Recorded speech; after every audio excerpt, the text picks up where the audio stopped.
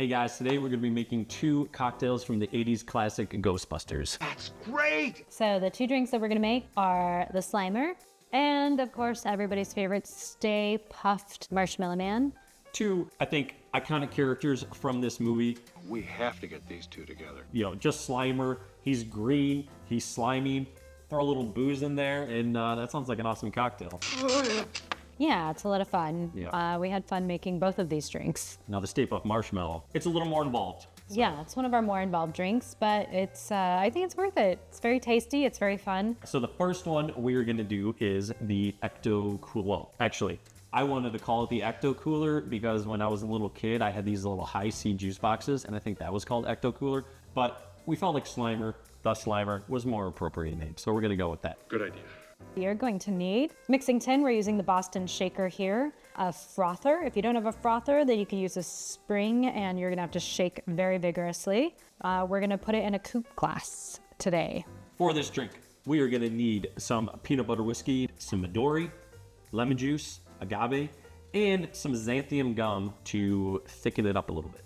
In a mixing tin, combine 1.5 ounces of peanut butter whiskey, 1.5 ounces of Midori, 3/4 of an ounce lemon juice, 3/4 of an ounce agave, and a pinch of xanthan gum. Using a frother, froth until thick. Add ice. Cover and shake for 30 seconds. Strain into a chilled coupe. Espresso lemon peel over the drink and drop in for garnish. And so here we have the Slimer, and it's looking mighty, mighty green. Would you like to do the honors? Yes, have some. Now this is one cocktail that I just kind of like to just make on its own, even if I'm not watching Ghostbusters. I see. It's very unique, wouldn't you say that, just in the flavor? The peanut butter and the melon really make it kind of smooth and creamy flavored. The flavor of this drink and the look of this drink are really polar opposite. Because you have this green drink, and the last thing I think about when I think of a green drink is sort of the peanut butter and the peanut butter whiskey. Yeah, and the xanthan gum really makes it silky in texture and kind of creamy, which is a little bit surprising. He slimed me. It's really nice to have in there, but if you don't, it's not going to affect the flavor at all. It's just a textural It's sort of an extra item. And now to make this, we have an electronic frother. I don't know how much those are, but you can probably get them on Amazon. Like $10. Yeah, pretty cheap. All right, so I think now it is time to move on to the pinnacle, which is the Stay Puft. Marshmallow, yeah, which is based off of the very end of the movie. It just popped in there. Such a great scene. Yeah, and everyone likes some more, so we took that as a cue. So here we go with the Stay Puft. So for this drink, you are going to want to use a room temperature rocks glass, a cobbler shaker, a fine strainer, and you're going to want a torch.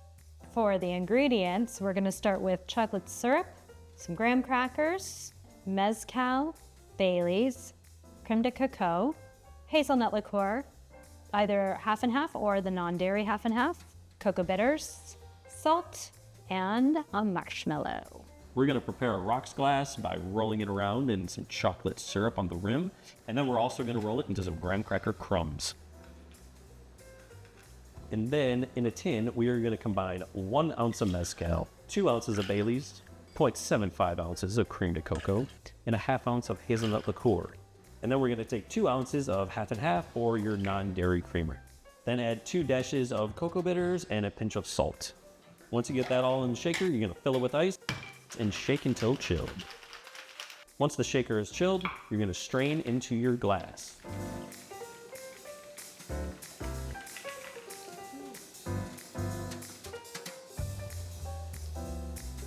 You're then going to take a large marshmallow and put it on the side of the glass. Take the torch and give it a burn. Some people like them nice and golden.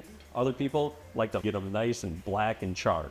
Whatever you like, it's your preference. Then we're going to garnish the garnish by taking a graham cracker wedge and sticking that on top of the marshmallow like so. Bum bum. Look at what we have here. A little Stay Puft Marshmallow Man drink. I either want to watch Ghostbusters or go camping and sing Kumbaya. I don't really know what I want to do first. But you want to talk about the torching for a second, actually? Yeah, so to help with the torching, I like to spray it with some overproof rum. This one's 140 proof rum. I think there's some on the top of it. It just seemed like the perfect drink for this movie. I mean, most people love s'mores, and you know, Ray just couldn't get it out of his mind. That's all he could think about. The mezcal is really nice because it adds sort of the smoky element. Bailey's, Frangelico, Oh yeah. or well, Hazelnut Liqueur, Creme De Cocoa, all to kind of like add those elements of the s'more. We had the tools, we had talent. You know, we tried all sorts of different s'more cocktails. Once we added the mezcal, that's like really what did it for Really us. with it. It's not overpowering in this drink.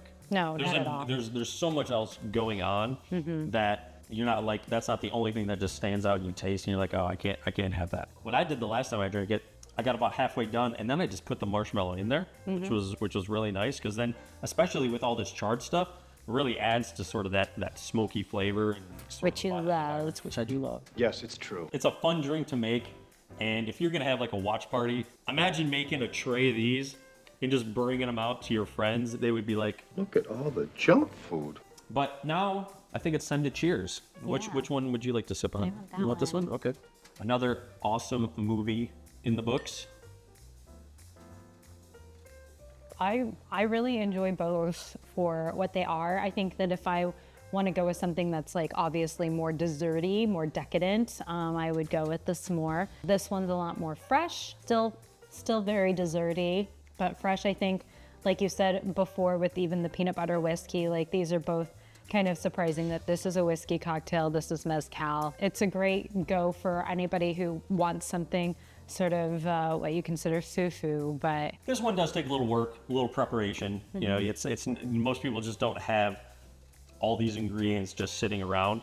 So it's probably something you're gonna want to plan ahead for a little bit, especially if you're making it for a whole group of people. Yeah. But definitely it's worth it. If you haven't seen Ghostbusters in a really long time, I would give that a watch again because we watched that not too long ago, and it still holds up. yeah, and for being an 80s like action sci-fi as well, got the with ghost stuff all of the going on. technology that we have, like it also still I think holds up as a pretty good movie. Definitely, if you haven't seen it in a while, give it a try. Try these drinks. Let us know what you think of these. Also, let us know if there's some other movies you guys would like us to do cocktails for. We want to watch the movies you want us to watch.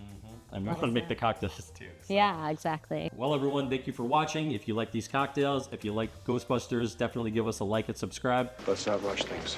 We got more cocktails on the way.